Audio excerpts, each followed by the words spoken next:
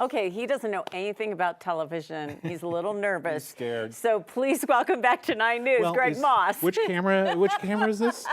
You're going to do fine. Listen, I'm just so excited. I got two people talking to me. You're a very powerful man. I guess so. So before we talk what we need to talk about, let's talk about what you're doing, because people miss you here on Channel 9. Well, you worked for so many years, and viewers got to know you and love you. So tell us about what you're doing now. I am the Region Vice President for Communications for Intermountain Health, which is former SEL Health. And so we have lots of hospitals and clinics along the Front Range and then throughout Colorado and up in Montana as well. Yeah. So I love what I do.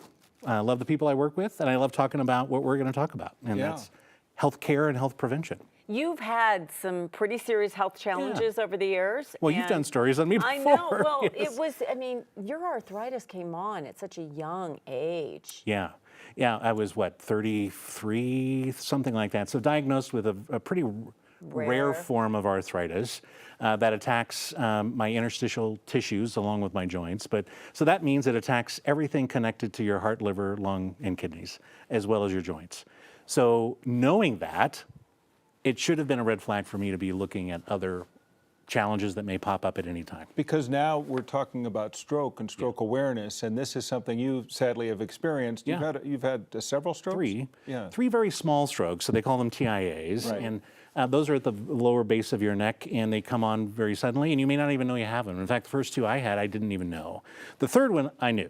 And that was the telltale sign to get back in to see my doctor, which I hadn't seen in a very long time. How did that present? Without warning, right? Extreme headaches, vision problems, slurred speech, but it only lasted maybe about 3 minutes. Wow. And I was alone. That's so scary. And you kind of go, did that really happen, or what was going on? So that's when I did make the appointment, and my doctor said, it's been a while since we've seen you. Let's pull some numbers. Let's do some blood work. And sure enough, it showed up. And we're on a path now, which is good. So what do they do? Blood thinners? What do they do? Or you're just... Yeah, well, first let's treat the root cause, which for me, related to arthritis, is the heart challenge that I have. And then let's look at being on preventative medication, which would be a blood thinner, heart medication, other types of things, just to make sure that you're well taken care of.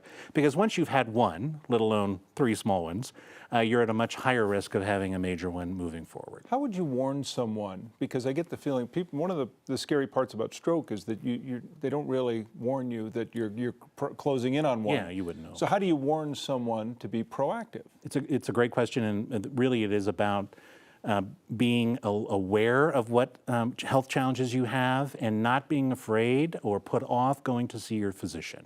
So this is Stroke Awareness Month, but it's also Men's Health Month coming up here next month in June.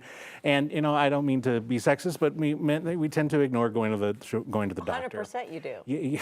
You know that. And then we complain like, well, I didn't know what was going on.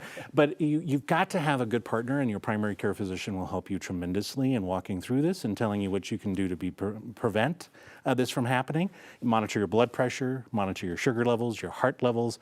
You've got to maintain a good weight, a healthy weight, keep the stress levels down, all the things, and exercise as well. So it really does mean a relationship with a primary care. I mean, a lot of folks don't do that, which is sadly, you got to get your blood work done, you got to have this. Somebody you can, it is pretty easy to communicate these days. You got that little portal, well, and you tell your doctor. We'll do telehealth too. You don't have to go to the office sometimes. So no reason not to do this. There is no reason, unless you have some financial challenges, but there are also primary care physicians and clinics that will help you if you are struggling financially as well. It's just so important to put the fear aside. And I'll admit it. Some of it was fear, knowing that hey, I got these problems. I'm tired of this. Let's just move on. But it will help in the long run prevent a lot of additional problems. I'm on a medication regimen, for the rest of my life probably, and other things. I would love if just one person out there watching this goes, I need to get in to see my doc and pull some numbers.